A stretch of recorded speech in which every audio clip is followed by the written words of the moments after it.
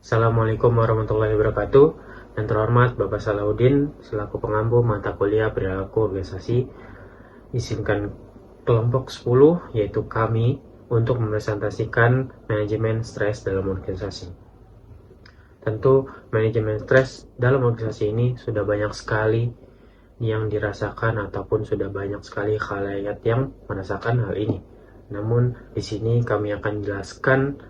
Dan tidak hanya menjelaskan, kami akan menerapkan bagaimana caranya memanajemen stres dalam organisasi. Sebelumnya, perkenalkan, nama saya Abdul Azam Madianif dan teman-teman saya yaitu ada Ulfi Alfa Rizky, yang ketiga yaitu Nabila Rizky. Baik, di sini selanjutnya saya akan menjelaskan latar belakang dari dan kami tentang manajemen stres dalam organisasi. Stres kerja merupakan masalah yang umum dalam organisasi, terutama di sektor pendidikan yang memiliki tekanan emosional, sosial, dan administratif yang tinggi. Jika tidak dikelola dengan baik, stres dapat memotivasi produktivitas dan kesehatan mental kerja yang menghambat pencapaian tujuan organisasi. Selanjutnya yaitu tujuan dan metode dalam penelitian kami dengan tema manajemen stres dalam organisasi. Penelitian ini bertujuan untuk mengkaji metode manajemen stres kerjanya khususnya di sektor pendidikan. Metode yang kami gunakan adalah deskriptif dengan teknik studi dari jurnal maupun buku yang tema yang kami ambil bertujuan untuk memahami penyebab mencari solusi dari stres, sehingga kami dalam proses studi literatur ini kami mencari solusi dan kami mencari dari riset manapun kami melakukan namanya metode kualitatif deskriptif, sehingga kami dapat menentukan atau menemukan solusi dan penyebab dari stres kerja. Selanjutnya, teori yang digunakan dalam penelitian ini dengan tema manajemen stres dalam organisasi itu ada tiga.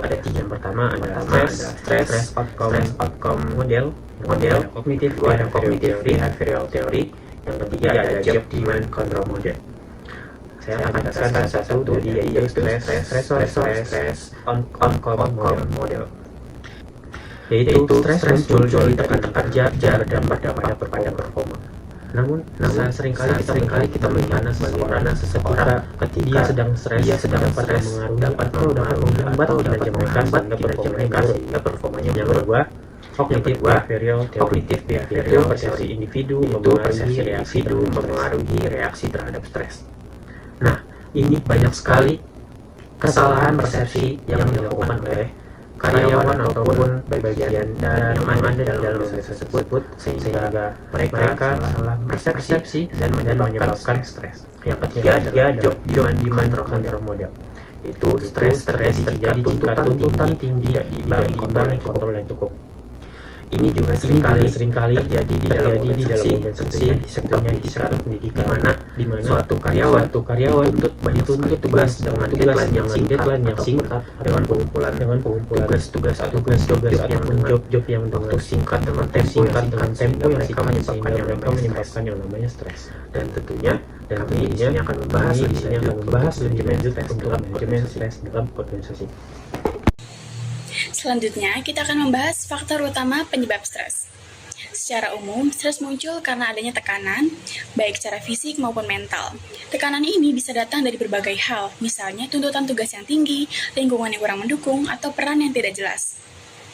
Nah, setelah paham gambaran umumnya, sekarang saya akan membahas tentang lebih detail apa aja sih faktor-faktor utama yang sering menyebabkan stres. Biasanya, stres dipicu oleh beberapa tanggung jawab yang tinggi, ketidakjelasan peran, dan serta tuntutan yang tidak sejalan dengan kondisi yang sebenarnya ada di lapangan. Dan gak cuma itu, kurangnya dukungan dari orang-orang sekitar, perubahan aturan secara tiba-tiba, dan lingkungan yang kurang nyaman juga bisa memperparah stres yang dirasakan. Dan dapat disimpulkan bahwa penyebab stres bisa datang dari berbagai arah, baik dari tekanan aktivitas yang dijalani maupun dari situasi di sekeliling kita. Dengan mengenali faktor-faktor ini, kita bisa lebih siap dalam menghadapi stres dan tahu bagaimana cara mengelolanya dengan baik. Selanjutnya, kita akan membahas tentang strategi individu dalam mengelola stres. Setiap orang sebenarnya memiliki peran penting dalam merespon stres yang dialami. Ada beberapa cara yang bisa kita lakukan untuk mengurangi tekanan secara mandiri. Yang pertama, dengan mengatur waktu secara efektif. Ini membantu kita menyelesaikan tugas secara bertahap dan mencegah penumpukan pekerjaan. Yang kedua, menjaga pola pikir tetap positif. Salah satu metode yang bisa kita terapkan adalah cognitive behavioral therapy, yaitu pendekatan yang bertujuan untuk mengelola pikiran negatif agar tidak memengaruhi emosi dan perilaku. Ketiga, menerapkan gaya hidup sehat. Tidur cukup, makan bergizi, dan olahraga teratur dapat membantu menjaga keseimbangan tubuh dan pikiran. Terakhir, penting juga membangun komunikasi yang baik dan memiliki hubungan positif. Dukungan dari lingkungan sekitar dapat membantu kita merasa tidak sendirian saat menghadapi tekanan. Melalui langkah-langkah tersebut, individu dapat lebih siap dalam mengelola stres secara mandiri dan mencegah dampak yang lebih berat. Selain dari individu, organisasi juga punya peran penting dalam membantu mengelola stres karyawan. Organisasi perlu menciptakan lingkungan kerja yang seimbang dan mendukung, supaya tekanan yang dirasakan karyawan bisa diminimalkan. Beberapa hal yang bisa dilakukan, misalnya dengan menyusun kebijakan kerja yang adil dan transparan, memberikan pelatihan yang sesuai untuk meningkatkan kemampuan, serta merancang ulang beban kerja agar tidak terlalu berat. Selain itu, menyediakan layanan konseling untuk membantu budaya komunikasi yang terbuka juga sangat membantu karena karyawan jadi punya ruang untuk menyampaikan keluhan atau masukan tanpa rasa takut. Dengan peran organisasi yang aktif, pengelolaan stres bisa berjalan dengan optimal dan menciptakan suasana kerja yang lebih sehat. Di sini saya akan menjelaskan review jurnal kami dari ke-10 jurnal yang sudah dikaji sebelumnya. Ternyata salah satunya menurut Luciani Priastuti, Jamrizal dan Muslit pada tahun 2023 dalam penelitiannya yang berjudul Dinamika Suatu Organisasi dalam Perubahan dan Pengelolaan Stres. Stres merupakan reaksi terhadap ketidakseimbangan antara tuntutan tugas dan kemampuan individu untuk memenuhinya. Nah, pengelolaan stres ini dapat dilakukan melalui pendekatan mandiri seperti relaksasi, manajemen emosi, hobi, dan juga komunikasi yang baik, serta intervensi profesional atau konseling. Jadi, jika dikelola dengan baik, tentunya stres ini bisa menjadi motivasi positif. Jika stres tersebut tidak ditangani dengan baik, maka akan berdampak negatif terhadap individu itu sendiri ataupun terhadap organisasi. Nah, kesimpulannya dari ke-10 jurnal yang ada, ternyata ditemukan bahwa stres kerja itu bukan hanya masalah individu saja, tapi juga dipengaruhi oleh sistem organisasi yang ada. Nah, pengelolaan stres ini yang efektif ternyata perlu melibatkan kombinasi strategi pribadi dan juga dukungan dari lingkungan kerja yang tentunya sehat dan adil.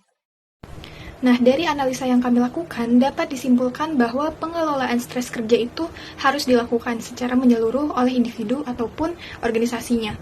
Keseimbangan beban kerja, pola pikir yang positif, dan juga dukungan dari lingkungan kerja itu merupakan kunci dalam menciptakan suasana kerja yang sehat, khususnya di bidang pendidikan. Kemudian berikut kami lampirkan pembagian tugas di kelompok kami. Yang pertama ada Nabila Rizky Arimbi yang bertugas untuk menyusun pendahuluan yang meliputi abstrak, latar belakang, dan juga metodologi yang digunakan. Kemudian untuk Abdullah Azam bertugas untuk menulis bagian pembahasan, menyusun kesimpulan, dan juga membuat daftar pustaka. Kemudian untuk saya sendiri Ulfi bertugas untuk mereview jurnal dan juga menyusun dan merancang PowerPoint untuk presentasi.